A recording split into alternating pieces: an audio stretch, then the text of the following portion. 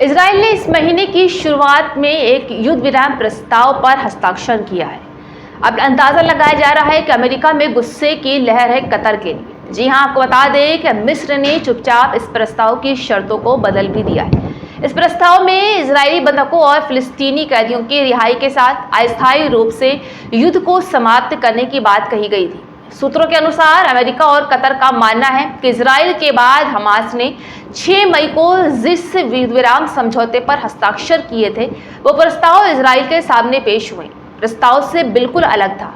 मिस्र के अधिकारियों द्वारा प्रस्ताव में किए गए बदलाव को पहले नहीं बताया गया था। इससे अमेरिका, कतर और इजराइल में गुस्से की लहर फैल गई थी। एक सूत्र ने कहा है कि हम सब ठगे गए।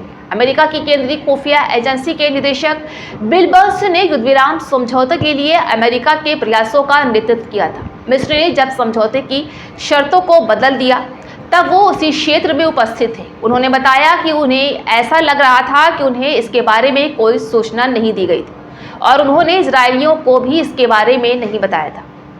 वहीं सूत्रों ने बताया है कि मिस्र के वरिष्ठ खुफिया अधिकारी अहमद अब्देल खालिक इन परिवर्तनों के लिए जिम्मेदार हैं। बता दें कि अहमद अब्देल खालिक मिस्र के खुफिया प्रमुख अब्बास कामेल के डिप्टी हैं। अब्देल खालिक ने इस समझौते को लेकर इजरायलियों को अलग बात बताई और हमास से कुछ और कहा है। सूत्रों के अनुसार हमास की अधिकांश मांगों को समझौते में शामिल किया गया था, इसके बारे में इजरायलियों को नहीं बताया गया।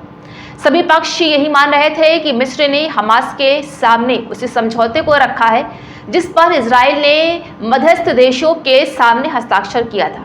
ऐसा बताया गया है कि अमेरिका और कतर को इसकी जानकारी थी। हालांकि अभी तक मिस्र सरकार ने इसे लेकर कोई टिप्पणी नहीं की है।